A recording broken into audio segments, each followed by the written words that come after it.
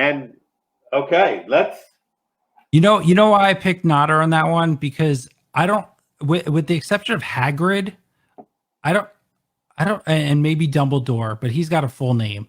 Not many Harry Potter characters are just one name. So I was playing the odds on that one. Well, that was well done. Well done. Let's head to the drinking section because that was a little rough on the ears. Oh boy. So what are we doing? We're going to start off with the Peat Monster, which you didn't get to see the actual cover of this because I just delivered you a small sampling. Yes. Which, by the way, I don't want to, let the people at home know behind the scenes, but I was a little worried when I got this about what might have been in this. Those are fresh and clean and have not been used for anything else, just bought from the dollar store. No samples. No samples. No. Okay. I'm going to take a look at that. That is very clear and light. Okay. How would you say that smells? Like turpentine. Turpentine. You don't smell smoky leather? Okay, maybe. Leather. Okay. And they say banana. I'm not smelling that. No banana. All right, let's taste this against the palate.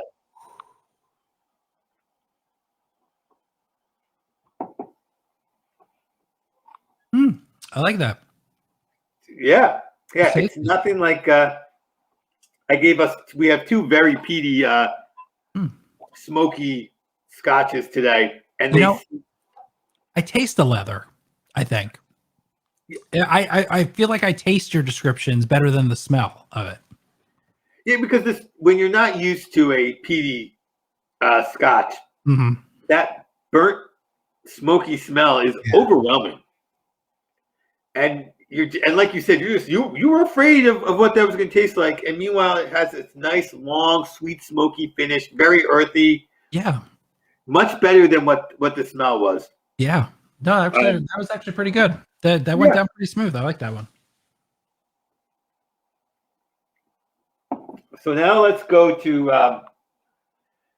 the apologies to the people who live in Scotland in Cragabus if I said it wrong, but this is a Cragabus Islay blended malt Scotch whiskey.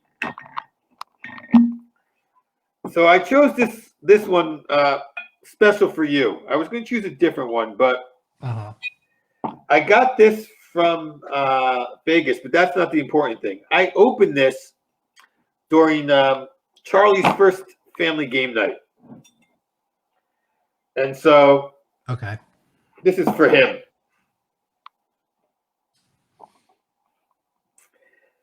Again, very clear, almost no color. Yeah, this is very clear. Yeah, I almost thought it was water when I poured it in. Yeah. Not when you smell it, though. No. It's not as strong or as musty. Right. Almost cut green grass. You're just making this stuff up now. Come on. I smell elderberries and an aged book, 50 years. Definitely. 75 years. Be honest with the people watching. No, I don't smell wet paper.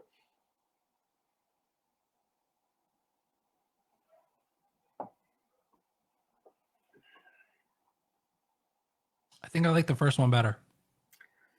First one had more flavor. This one is almost as flavorless as it's colorless. It's very disappointing. And you have a whole bottle to drink. I bet that tastes great with Coke. Nah, well, both of them I think we can put into the Me, My, Scotch, and I house blend. We'll put a little bit of each of them in there. Give it some aroma. I'm sorry, the what? The what now? The Me, My, Scotch, and I house blend. So when something is good enough, or really just not bad, we pour a little into this decanter. That's not the right word, but that's what we're going to go with. And you get your own mix over time. And every now and again, I'm Do you drink from that?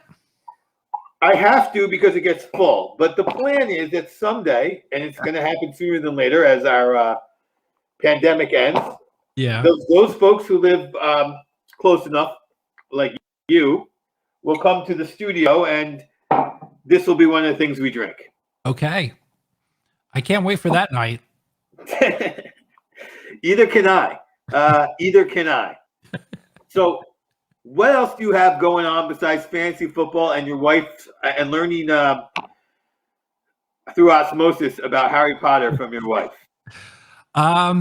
Just I have a YouTube channel called Fanjecture, Fanjecture, just spelled like it sound. And I do, I mostly talk movies over there. The big show that we do Wednesday nights, we do a movie debate show. Last week we just did the best Harrison Ford movies.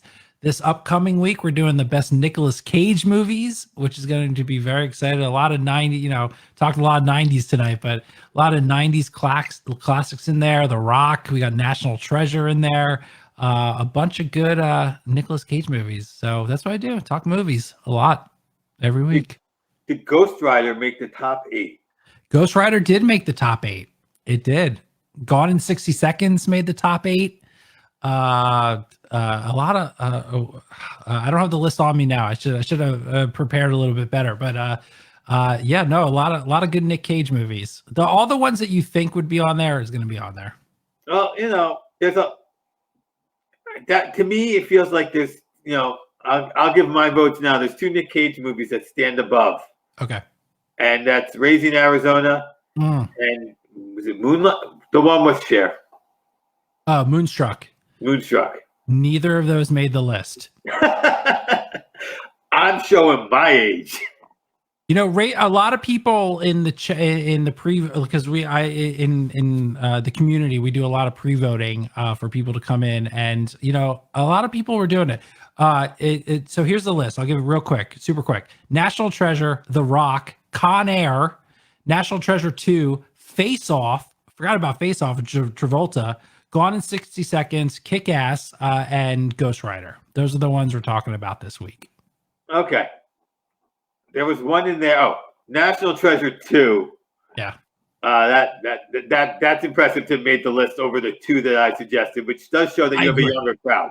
Look, I agree. I'm with you over that. I thought actually, even though the 2 you said, Leaving Las Vegas, I thought should have made the list. But hey, the people want what they want, Obi.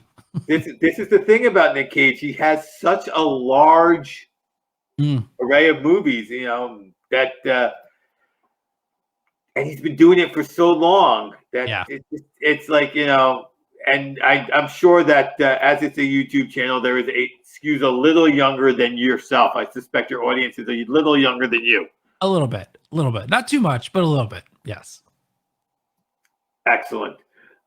So we have a few moments left, and I have one fantasy football question for you. This will be a quick, short one. Have you looked over our league, and who do you think is going to win it this year? And just say me, so I feel good about myself.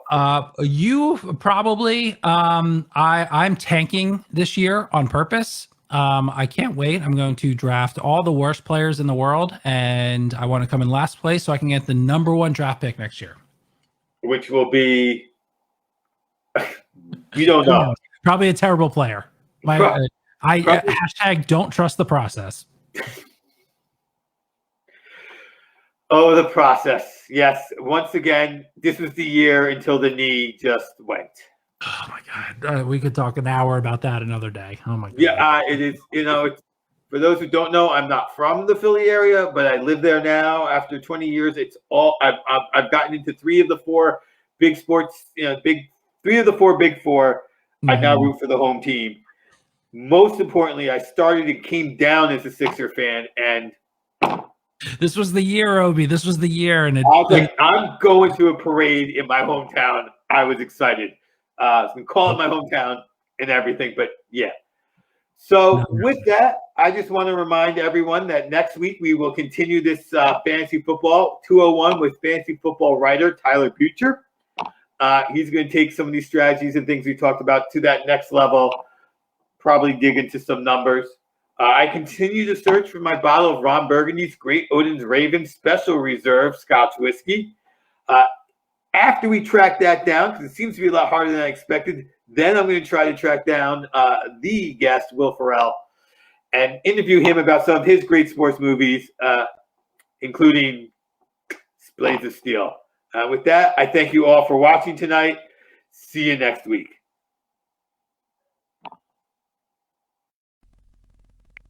It's a show with Obi and his rocking hat. If this was the 90s, he would be all that. It's me, my Scotch, and I, 'cause Obi is the guy. Obi is the guy.